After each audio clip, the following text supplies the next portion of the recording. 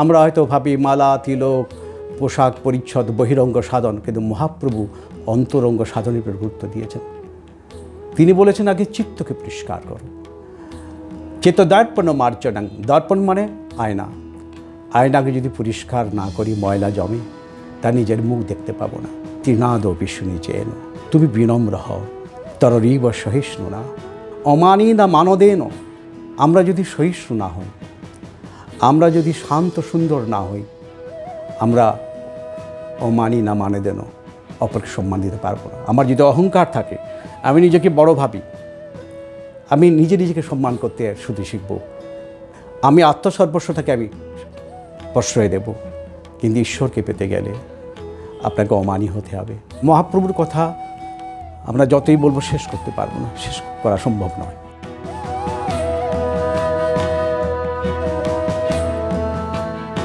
সত্যি মহাপ্রভুর কথা বলতে গেলে না আমরা সত্যি ইমোশনাল হয়ে পড়ি, চোখের জল আর কি বাদ মানে না। ভীষণ ইমোশনাল একটা জায়গা মহাপ্রভু আমাদের জীবনে। নমস্কার, উত্তরণের পথে ইউটিউব চ্যানেলে আমি আজকে সুদীপ্ত। প্রতি বছর আমাদের নীলাচলে মানে পুরীতে আমরা যখন যাই, জগন্নাথ মন্দির দর্শন হয়, সেই সময়টাতে আমরা চেষ্টা করি যাতে কিনা গম্ভীরাতে মহাপ্রভু শ্রীকৃষ্ণ চৈতন্য যে প্রকোষ্ঠে ছিলেন সেখানটায় আর কি অন্তত পক্ষে দর্শন করার। এবং আপনাদের সঙ্গে এই বিষয়টা শেয়ার করতে আমার কোনো লজ্জা নেই যে সামনে ওই প্রকোষ্ঠের সামনে বসে যখন ধ্যান জপ করি তখন চোখের জল বাদ মানে না। কারণ প্রকোষ্ঠের দরজাটা খুব নিচু, খুব ছোট, এবং মহাপ্রভু ছিলেন প্রায় 6 ফুটের ওপরে ওনার হাইট ছিল। কতটা ঝুঁকে, কতটা নিচে নেমে ওনাকে প্রকোষ্ঠে ঢুকতে হতো, বেরোতে হতো। এই কষ্টটা কেন করেছেন উনি? নিজের জন্য না, আমাদের জন্য।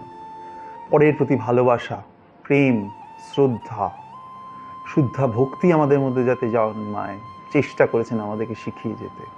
প্রায় 550 বছর হয়ে গেল উনি অন্তর্লীন হয়েছেন। লিখিত খুব একটা বেশি কিছু নেই, 8খানা শ্লোক খুঁজে পাওয়া যায়। কৃষ্ণদাস কবিরাজ গোস্বামীর চৈতন্য চরিতামৃততে আমরা পাই, রূপ গোস্বামীর যে লেখা তার মধ্যে আমরা কিছু কিছু পেয়েছি। শিক্ষাষ্টক বলে 8খানা যে মহাপ্রভু চৈতন্যদেবের যে বাণী, সেইগুলোর কয়েকটা বিশেষ করে যেগুলো আমাদের শিক্ষার জন্য মানে সবকটাই প্রয়োজনীয়, কিন্তু তার মধ্যে থেকেও আর আমাদের দৈনন্দিন জীবনের যাতে পথ চলবার ক্ষেত্রে কয়েকটি শ্লোক ভীষণ গুরুত্বপূর্ণ, সেগুলো সম্বন্ধে আমরা একটুখানি জানবার চেষ্টা করছি। তো আজ আমরা চলে এসেছি ডক্টর পার্থসারথী দাসের কাছে। উনি হচ্ছেন গিয়ে প্রাক্তন প্রধান শিক্ষক, অধ্যাপক এবং গবেষক। নমস্কার পার্থসারথী বাবু। নমস্কার। নমস্কার। কেমন আছেন আপনি? ভালো আছি। আচ্ছা পার্থসারথী বাবু, আমাদেরকে একটা কথা বলুন যে ওনার যে শ্রীকৃষ্ণ চৈতন্যের যে 8খানা যে শ্লোক, তার মধ্যে প্রথম শ্লোক চেত দর্পণ মার্জন ভব মহাদাবাগ্নি, এই যে শ্লোক, আমি উচ্চারণ ঠিকঠাক করতে পারলাম কিনা আমি জানি না, কিন্তু একটুখানি কি বোঝাবেন আমাদেরকে যে এই শ্লোকটির মাধ্যমে আমরা কিভাবে আমাদের এই মানে জীবনের পথ চলাকে আমরা কিভাবে সুগম করতে পারি? যে মহত্তম ব্যক্তিত্বের কথা আপনি বলছেন, শ্রী চৈতন্য মহাপ্রভু, এটা বিরাট ব্যক্তিত্ব। তার অনুভূতি, তার উপলব্ধি, সেটা অতুলান্ত গভীরতা। সেটাকে তো বিশ্লেষণ করার কত যোগ্যতা আছে আমি জানি না, তবু আপনি যেমন প্রশ্ন করলেন আমি চেষ্টা করি। আমি শুরু করি কবিশেখর কালিদাস রায়ের কয়েকটা লাইন দিয়ে, অপূর্ব লাইন। তিনি বলছেন মহাপ্রভু কবিতায়, পরের জন্য বৈরাগী হলে তাজি অনিত্য ধন, ঘরের জন্য রেখে গেলে তুমি যা কিছু চিরন্তন। আপনি ঠিকই বলেছেন, তিনি বৈরাগ্য ব্রত গ্রহণ করেছিলেন নিজের জন্য নয়, পরের জন্য, আমাদের সকলের জন্য। এবং তার যে বৈরাগ্য ব্রত, বিশেষ করে তার পরম এবং চরম পরাকাষ্ঠা আমরা দেখতে পাই তার গম্ভীরা লীলার মধ্য দিয়ে। গম্ভীরায় মহাপ্রভু 12 বছর কাটিয়েছেন, ঠিকই বলেছেন, ছোট্ট প্রকোষ্ঠের মধ্যে। এবং তার তখন খুব প্রাণের সঙ্গী ছিলেন দুজন, রায় রামানন্দ, স্বরূপ দামোদর। মহাপ্রভু নিজের লেখা 8টি শ্লোক শিক্ষাষ্টকম, আর এই 8টি শ্লোক আবার মহাপ্রভু তাদের মুখ থেকে শুনতেন। তিনিই স্রষ্টা, তিনি কবি, আবার তিনি শ্রোতা। এবং তিনি যখন শুনতেন একেবারে মজে যেতেন। বলছেন, শ্লোক আস্বাদিতে রাত্রি জাগরণ। এই শ্লোকগুলো শোনার জন্য তিনি নিজে এত ব্যাকুল হতেন, নিজের শ্লোক তিনি দিন রাত্রে ভুলে যেতেন, রাত্রি জাগরণ, শ্লোক আস্বাদিতে। আর মহাপ্রভুর শিক্ষাষ্টকমের প্রথম শ্লোক, যেটা হচ্ছে সমস্ত ধর্মের মূল কথা, চিতদর্পণ মার্জনং ভব মহদবাগ্নি নির্বাপনং শ্রিয়ঃ কৈরব চন্দ্রিকা বিতরণং বিদ্যাবোধ জীবনম আনন্দম বুদ্ধিবর্ধনং প্রতিপদং পূর্ণমৃত স্বাদনং সদ্বাত্মস্নাপনং পরং বিজয়তি শ্রীকৃষ্ণ সংকীর্তনম। প্রথম কথা, মহাপ্রভুকে নিয়ে, বৈষ্ণব ধর্ম নিয়ে আমরা অনেক চর্চিত। সারা বিশ্বে এখন ইস্কন একটা বিশ্বব্যাপী বৈষ্ণব আন্দোলন প্রচার করেছেন, কিন্তু সর্বত্রই আমরা একটা মূল কথা ভুলে যাই। আমরা হয়তো ভাবি মালা, তিলক, পোশাক, পরিচ্ছদ, বহিরঙ্গ সাধন, কিন্তু মহাপ্রভু অন্তরঙ্গ সাধনের উপর গুরুত্ব দিয়েছেন। তিনি বলেছেন, আগে চিত্তকে পরিষ্কার করো। চেতদর্পণ মার্জনং, দর্পণ মানে আয়না। আয়নাকে যদি পরিষ্কার না করি, ময়লা জমে, তা নিজের মুখ দেখতে পাবো না।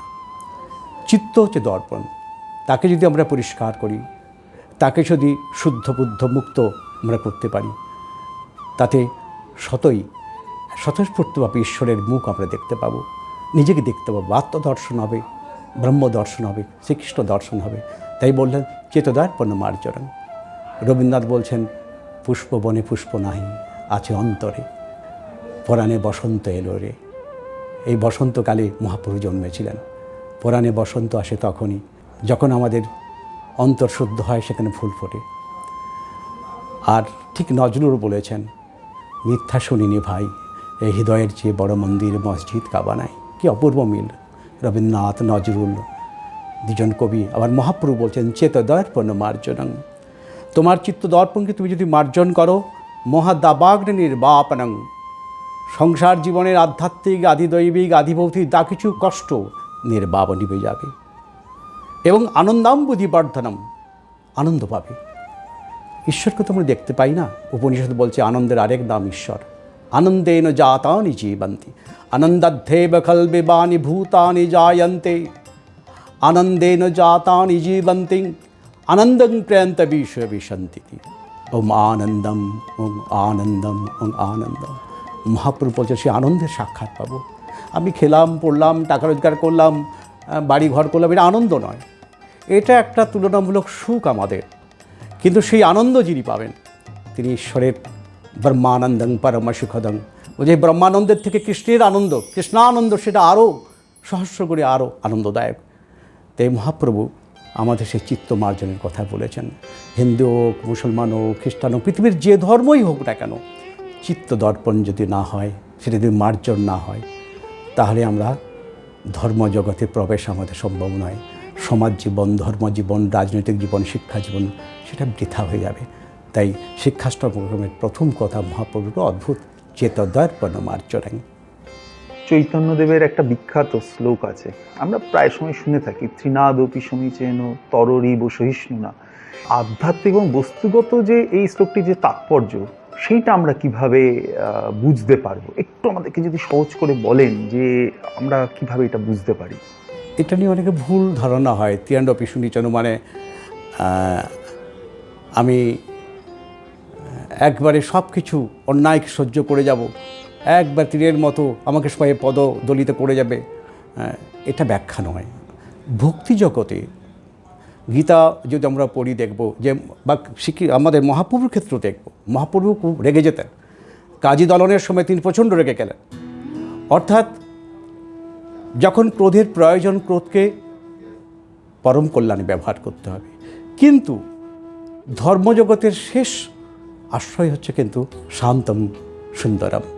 শান্ত, সুন্দর, অহংকার শূন্য নারী ঈশ্বর কাছে পাওয়া যায় না। প্রভুপাদ বিজয়কৃষ্ণ গোস্বামী বলতেন, নাহংকারাৎ পররিপু।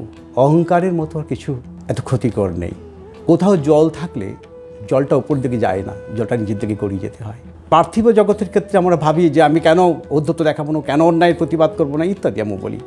কিন্তু পারমাত্মিক জগতের ক্ষেত্রে ঈশ্বরের পরম সম্পদকে পেতে গেলে জল যেমন নিচের দিকে গড়িয়ে যায়, নিজেকে বিনয়ী হতে হয়। বিনয়ী না হলে কখনো ঈশ্বরের সম্পদকে পাওয়া যায় না, পেলেও তাকে ধরে রাখা যায় না। তাই তৃণাদ বিষ্ণু চেন, তুমি বিনম্র হও, তররিব সহিষ্ণু না অমানি না মানদেন। আমরা যদি সহিষ্ণু না হই, আমরা যদি শান্ত সুন্দর না হই, আমরা অমানি না মানে দেন অপরকে সম্মান দিতে পারবো না। আমার যদি অহংকার থাকে, আমি নিজেকে বড় ভাবি, আমি নিজেকে সম্মান করতে শুধু শিখব, আমি আত্মসর্বস্বটাকে আমি প্রশ্রয় দেব। কিন্তু ঈশ্বরকে পেতে গেলে আপনাকে অমানি হতে হবে। অনেক ঘটনা রয়েছে। দিগ্বিজয় পণ্ডিত মহাপ্রভুর সঙ্গে তর্ক করতে এসেছেন, মহাপ্রভু তর্ক করেছেন। আবার দেখব কাশীতে প্রকাশানন্দ সরস্বতী যখন তাকে ডাকলেন তর্কের জন্য, তিনি একবারে সেই আলোচনা মঞ্চের দুয়ারে সিঁড়িতে তিনি বসে আছেন। প্রকাশানন্দ সরস্বতী বলছেন, আরে তুমি সন্ন্যাসী, এসো। তিনি বিনয়ের সঙ্গে গেলেন। প্রকাশানন্দ সরস্বতী বললেন, তুমি সন্ন্যাসী, বেদ পাঠ করবে, বেদান্ত পাঠ করবে, তুমি কাঁদো, নাচো, গাও, কেন করো? মহাপ্রভু বললেন, প্রভু মোরে মূর্খ দেখি করিলা শাসন। বললেন, মূর্খ তুমি, তোমার নাই বেদান্ত অধিকার, কৃষ্ণ মন্ত্র জপ সদা এই মন্ত্রসার। কিবা মন্ত্র দিলা গোসাই, কিবা তার বল, জপিতে জপিতে কৃষ্ণ করিল পাগল। কোনো তর্কের ক্ষেত্রে গেলেন না, শান্ত হয়ে মেনে নিলেন। সার্বভৌম ভট্টাচার্যের সঙ্গে যখন বিতর্ক, যখন বেদান্ত ব্যাখ্যা দিচ্ছেন সার্বভৌম ভট্টাচার্য, মহাপ্রভু শান্ত হয়ে শুনছেন। এইভাবে 7 দিন কেটে গেল। 8ম দিনের দিন বলছেন, কি তুমি কিছু বুঝতে পারছো না, কোনো তো উত্তর দিচ্ছ না? তা মহাপ্রভু বলেন, আমি তো আপনার কাছে বালকবধ, আপনাকে আমি বালকের মতো ভাবেন। তা আমি শুনেছি, আর আপনি তো আমাকে কোনো উত্তর দিতে বললেননি, আমি শুনেছি। না না, তুমি বলো, কি বুঝেছ? মহাপ্রভু শুরু করলেন তার বিভিন্ন ব্যাখ্যা। সেই বিচিত্র ব্যাখ্যা, বহুবিধ ব্যাখ্যায়, যুক্তিসিদ্ধ ব্যাখ্যায় বিমোহিত হলেন সার্বভৌম ভট্টাচার্য। শুধু বিমোহিত নয়, সার্বভৌম ভট্টাচার্য চোখ খুলে গেল, দেখলেন যে এ তো একটা অসাধারণ পুরুষ। তিনি বললেন, বৈরাগ্য বিদ্যা নিজা ভক্তি যোগ শিক্ষার্থ মে কাহা পুরুষ পুরাণ, শ্রীকৃষ্ণ চৈতন্য শরীরধারী কৃপাম্বুধিস্ত তমাহং প্রপদ্যে। তুমি তো স্বয়ং শ্রীকৃষ্ণ চৈতন্য। মহাপ্রভু দেখালেন তার স্বরূপ। বলছেন, ধর্ম অর্থ কাম মোক্ষ 4ই পুরুষার্থ। আবার বলছেন, কৃষ্ণ বিষয়ে প্রেম পরম পুরুষার্থ, যার আগে তৃণপ্রায় 4ই পুরুষার্থ। এটা পুরুষার্থ, কিন্তু যখন কৃষ্ণ প্রেম পেতে চান তখন এগুলো 3ও। তাই কৃষ্ণ বিষয়ে প্রেম পেতে গেলে মানুষকে বিনয়ী হতে হয়, প্রণত হতে হয়, অমানী হতে হয়, নইলে কৃষ্ণ বিষয়ে প্রেম পাওয়া যায় না, পেলেও সে সম্পদকে রক্ষা করা যায় না। শ্রীমদ্ভাগবতে একটা সুন্দর কথা আছে। শ্রীকৃষ্ণ, এই অদ্ভুত কথা, এটা বোধহয় আমার মনে পৃথিবীর কোনো ধর্মগ্রন্থে নেই, বা হয়তো থাকলে আমার জানা নেই। শ্রীকৃষ্ণ বলছেন, ধর্মজগতের শ্রেষ্ঠ ব্যক্তি, সেই ভক্ত যদি এমন ভক্ত আমি পাই, সেই ভক্তকে আমি আমার সামনে রাখি, আমি তার পেছনে থাকি। কেন জানো? তার পায়ের ধুলো যেন আমার গায়ে লাগে।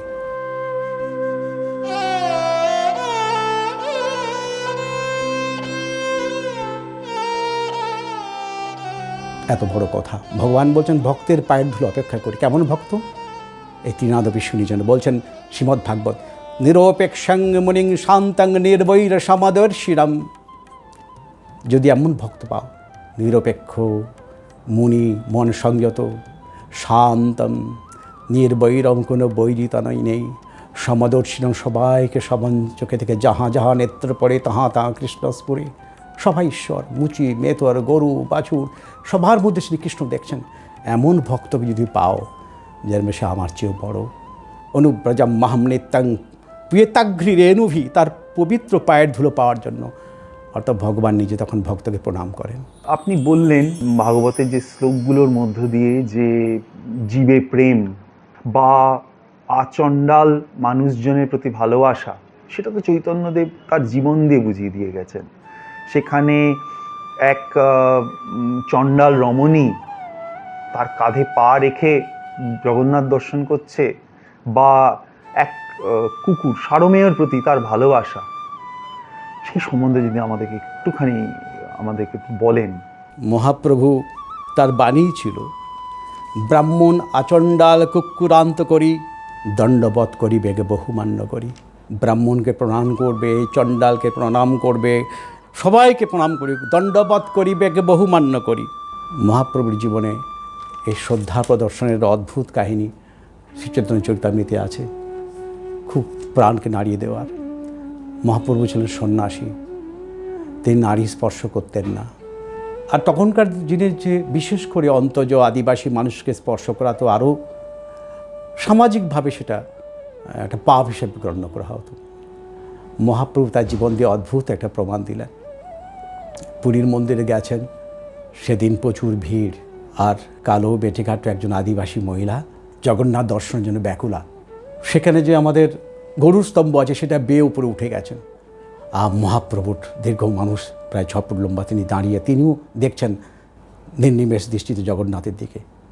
হঠাৎ দেখলেন তার কাঁধে একটি পা, পা শুধু নয়, নারীর পা, শুধু নারীর পা না, অস্পৃশ্যা একজন চণ্ডালিনী আদিবাসী নবনীর পা। তাকে দেখলেন, সে আদিবাসী মহিলা ভুলেই গেছেন যে তার পা মহাপ্রভুর কাঁধের উপর রয়েছে। এমনভাবে মন্ত্রমুগ্ধ হয়ে জগন্নাথ দর্শন করছেন। ইতিমধ্যে সবাই সচকিত হয়ে গেছে, নারী, এই আদিবাসী অস্পৃশ্যা মহিলা মহাপ্রভু কাঁধের উপর পা রেখেছে, ধরে নামাও। মহাপ্রভু, না, এটা করো না। মা জগন্নাথ দর্শনে এত মুগ্ধ, এত বিমোহিত, তিনি ভুলে গেছেন, তার দেহজ্ঞান চলে গেছে যে পাটা আমার উপর রয়েছে। ওকে কেউ বাধা দিও না, বরং এই মাকে তোমরা শ্রদ্ধা করো, মাকে প্রণাম করো, মার কাছ থেকে শেখো।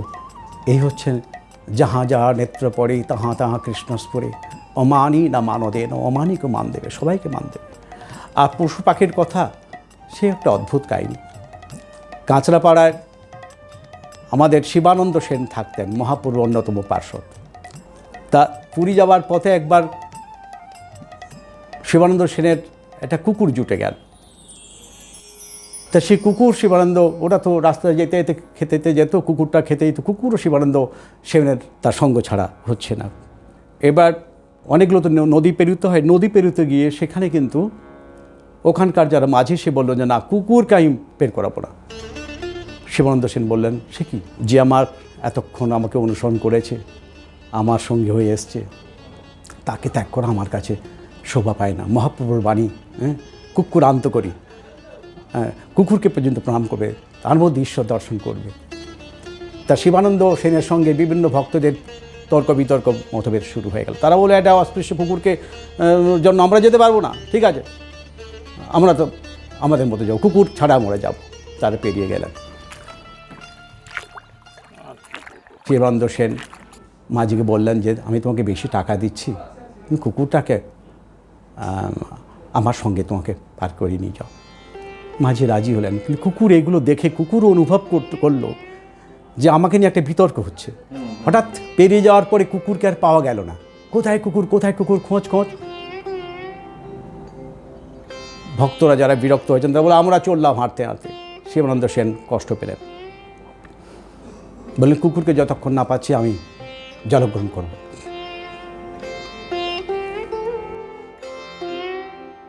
তিনি কষ্টে থাকলেন, অভুক্ত থাকলেন। তারপর হাঁটতে হাঁটতে গেলেন। হেঁটে হেঁটে যখন মহাপ্রভুর কাছে পৌঁছলেন, সেখানে দেখলেন একটা অদ্ভুত কাণ্ড।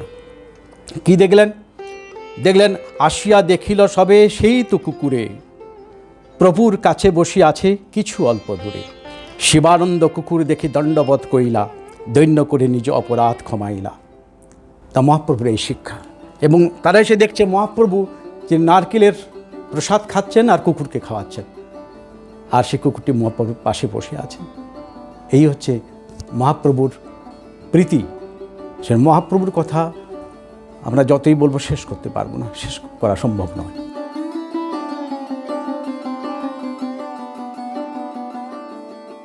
সত্যি মহাপ্রভুর কথা বলতে গেলে না আমরা সত্যি ইমোশনাল হয়ে পড়ি, চোখের জল আর কি বাদ মানে না। ভীষণ ইমোশনাল একটা জায়গা মহাপ্রভু আমাদের জীবনে। কিন্তু আমাদের একটা কথা বলুন, এখনকার দিনে আমরা যতটা আর কি ধর্মীয় আমাদের উন্মাদনা, সেই জায়গাটাতে উৎসবের যতটা আর কি আমরা যে বাহ্যম্বর, সেই জায়গাটা কতটা আন্তরিক, আমার সেই নিয়ে তো যথেষ্ট সন্দেহ আছে। সেখানটাতে মহাপ্রভুর শিক্ষা, মহাপ্রভু কিভাবে আর কি ভক্তির জায়গাটাকে আর কি বোঝানোর চেষ্টা করেছেন, সেটা যদি আমাদেরকে একটুখানি বলেন। দেখুন, এটা একটা বেশ প্রাসঙ্গিক প্রশ্ন।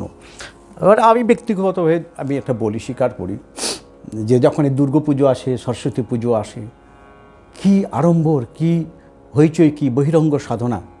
আপনি সেই সময় মজার কাহিনী দেখবেন যে মদের বিক্রিটা সবথেকে বেশি হয়।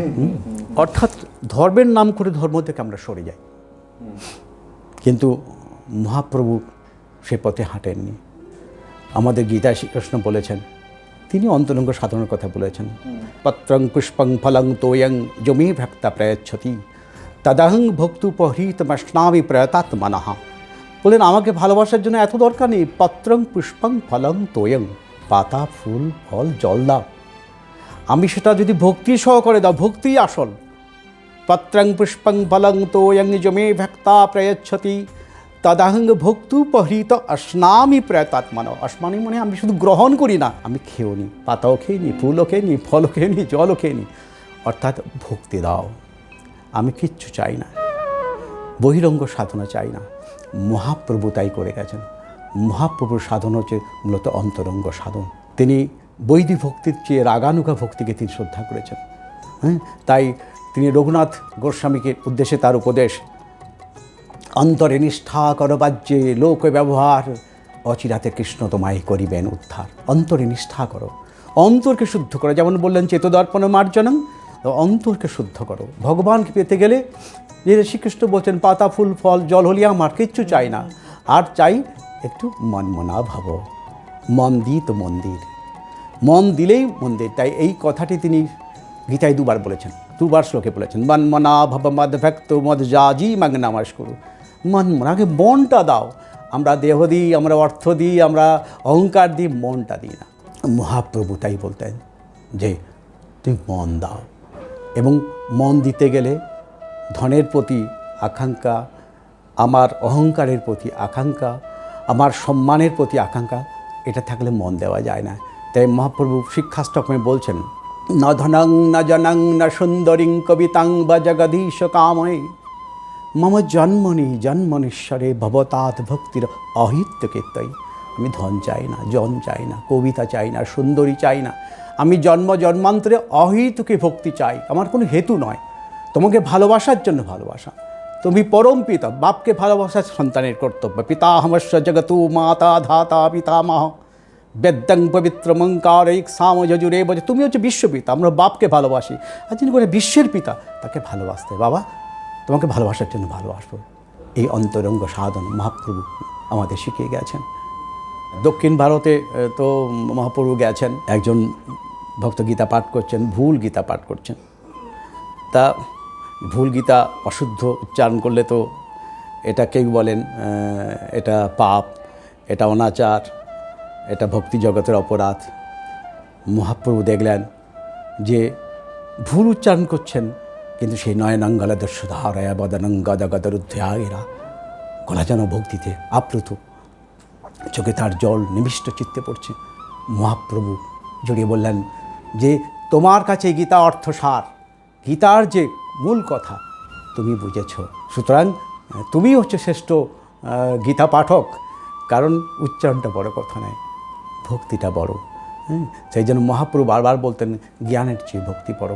সেটাই আমাদের কাছে শ্রেষ্ঠ কাঙ্ক্ষিত বস্তু, আর সেটা অহেতুকী ভক্তি, কৃষ্ণ বিষয়ে প্রেম ভক্তি। মহাপ্রভু তারই কথা বারবার বলে গেছেন। আমরা কিভাবে মনকে তৈরি করব ঈশ্বরের জন্য, মহাপ্রভু কিভাবে আর কি আমাদেরকে এই ব্যাপারে সাহায্য করতে পারেন, সেটা যদি একটু বলেন। মহাপ্রভু তার সাধনের মধ্যে বলেছেন, নাম করো। নাম নামকারী বহুধা নিজ সর্বশক্তিস্তত্রার্পিতা নিয়মিত স্মরে ন কালহ। খাইতে শুইতে যথা তথা নাম লয়, দেশকাল পাত্র নাহি সর্বসিদ্ধি হয়। নাম করো, নাম করো, নাম করতে। নামের এমন দাম। আমি একটা আপনাকে কটু কথা বললাম, আপনি কথাকে ওজন পারলেন তার করতে পারবেন না, দেখতে পাবেন না, আকার নেই, রূপ নেই, রং নেই, আপনি রেগে আমাকে মারতে তেড়ে আসবেন।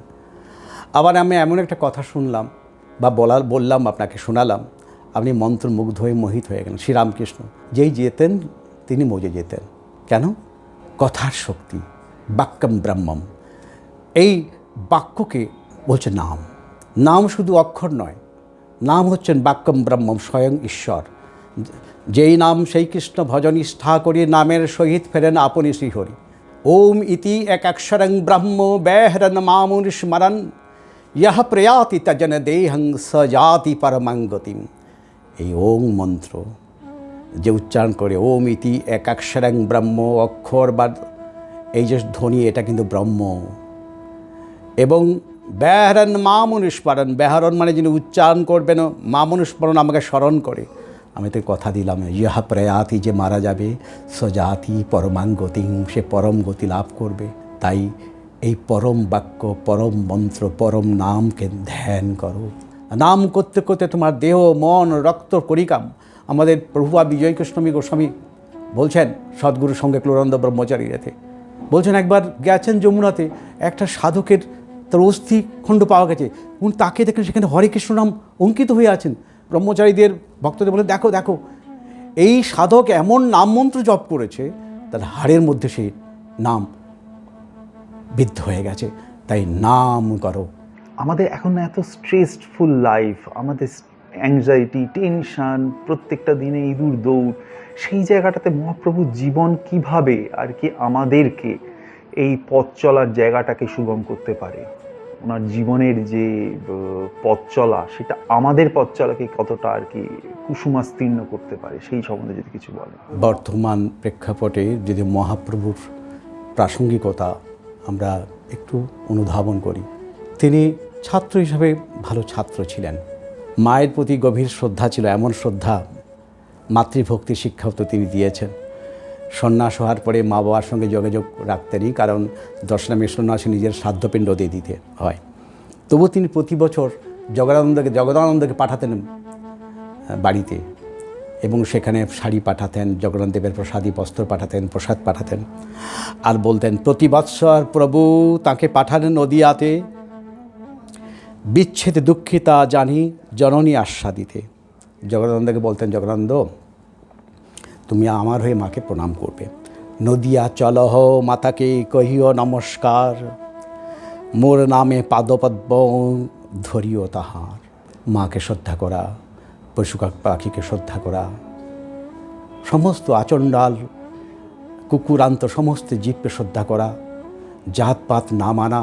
আমরা এখনকার সমাজে আজও দাঁড়িয়ে মহাপ্রভুর 550 বছর পরেও এখনও জাতপাত পেপার খুললে আপনি দেখবেন, সেখানে আমাদের 2023 সালে ক্রিমিনাল ব্যুরোর যে রিপোর্ট, তাতে বলছে প্রতি ঘন্টায় সেখানে 6 জন করে মানুষ জাতপাতের শিকার হয়, বৈষম্যের শিকার হয়। অনেক নারী তারা এখনও বৈষম্যের শিকার হন, তারা ধর্ষিতা হন। মহাপ্রভুর শিক্ষা ছিল নারীকে শ্রদ্ধা করো, মহাপ্রভুর শিক্ষা ছিল পশু পাখিকে ভালোবাসো, মহাপ্রভুর শিক্ষা ছিল জাতপাত কৃষ্ণ ভজনে নাহি জাতি কুলাদি বিচার, যেই ভজে সেই শ্রেষ্ঠ অভক্তহীন ছাড়, কৃষ্ণ ভজনে নাহি জাতি কুলাদি বিচার। তিনি তাই জাতিকুল বিচার করতেন না। যদিও সন্ন্যাস হয়ে কিছু তাকে লৌকিকতা মানতে হতো, অন্তরে তিনি মানতেন না সেটা। তাই আমাদের বিষ্ণু পুরাণও বলছেন, চণ্ডাল দ্বিজ শ্রেষ্ঠ হরিভক্তি পরায়ণ। চণ্ডাল ও দ্বিজ থেকে শ্রেষ্ঠ হতে, ব্রাহ্মণ থেকে শ্রেষ্ঠ হতে পারে যদি ভক্তি পরায়ণ হয়।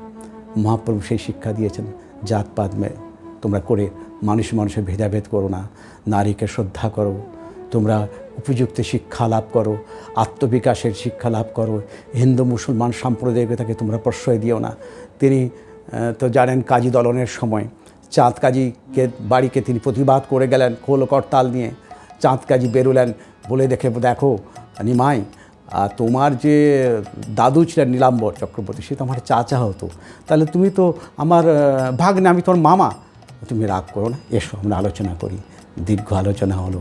আলোচনার পরে শান্তভাবে মহাপ্রভু বললেন, ঠিক আছে, আমি তো ভাগ্নে, আমার আর কোনো রাগ নেই, আমি শুধু শুনলেন। দীর্ঘ আলোচনার পরে মুগ্ধ হলেন চাঁদ কাজী, বললেন, এবার আমি কথা দিলাম, আমি শুধু কথা নয়, আমি আজ থেকে আমি তো শপথ করে বললাম, আমার বংশে কাজী কহেন, মোর বংশে যত উপজীবে তালাক দিব, কীর্তন না বাঁধিবে। আমি তালাক মানে এখানে শপথ করিয়ে নেব, আমার বংশে যত লোকে জন্মাবে মুসলমান সমাজে, তাকে আমি দিব্য করিয়ে নেবো, শপথ করিয়ে নেবো, ওকে কীর্তনকে বাধা দেবে না, তুমি মনের আনন্দে কীর্তন করো। এই যে হিন্দু মুসলমান প্রীতি, মুসলমান হরিদাস, তাকে তখনকার মুসলমানরা অত্যাচার করলো, তিনি কৃষ্ণ নামামৃত গ্রহণ করে পরম বৈষ্ণব হলেন। সেই হরিদাসকে মহাপ্রভু প্রতিদিন দর্শন করতে যেতেন। মৃত্যুর পর নিজের কোলে করে নিয়ে তিনি ভিক্ষা চেয়েছেন। পুরীর সমুদ্রে তিনি তার নিজের হাতে সমাধি দিয়েছেন। বললেন, আজ এই পুরীর সমুদ্র ধন্য হলো, আর পৃথিবী তার রত্নকে হারালো।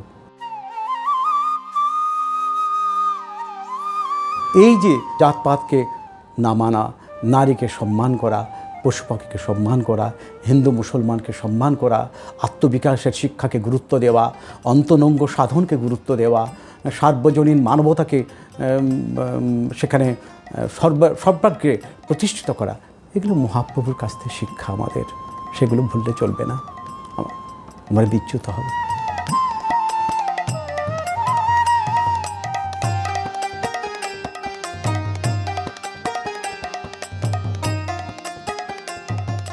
কথা তো শেষ হবে না, তার কারণ হচ্ছে গিয়ে মহাপ্রভু জীবন, তার জীবনে অনেক দিক আছে। তো সেই জায়গাটাতে আমরা চেষ্টা করেছি আজকে ওনার শিক্ষাটাকে কতিপয় শ্লোক নিয়ে আর কি আলোচনা করবার, যেটা আমাদেরকে আর কি পরবর্তী জীবনে আমাদের পথ চলার ক্ষেত্রে পথ দেখাবে। একটা ছোট্ট কথা বলি, এই শিক্ষার কথা যদি বললেন, মহাপ্রভু তো 550 বছর আগে বলেছেন। আমাদের 1922 সালে কলিকাতা বিশ্ববিদ্যালয় একটা বিখ্যাত গবেষণা করেছিলেন Dineshchandra Sen, Chaitanya and his age. এই গবেষণাপত্র তিনি তখনকার ভাইস চ্যান্সেলর আশুতোষ মুখার্জিকে তিনি উৎসর্গ করেছিলেন। আর 1922 এপ্রিল মাসে। আর তার যে প্রিফেস ভূমিকাটা লিখেছিলেন বিখ্যাত ফরাসি পণ্ডিত ডক্টর সিলভেইন লেভি, তিনি মহাপ্রভুকে নিয়ে তাহলে এত 100 বছর আগের গবেষণা আমরা কিন্তু চর্চা করি না। আরেকটা আমি শেষ করার আগে বলবো, মহাপ্রভুর বাণী যে কতখানি আমাদের বর্তমান জীবনে প্রাসঙ্গিক, শিক্ষক হিসেবে, শিক্ষা হিসেবে আপনি যখন বারবার বলছেন।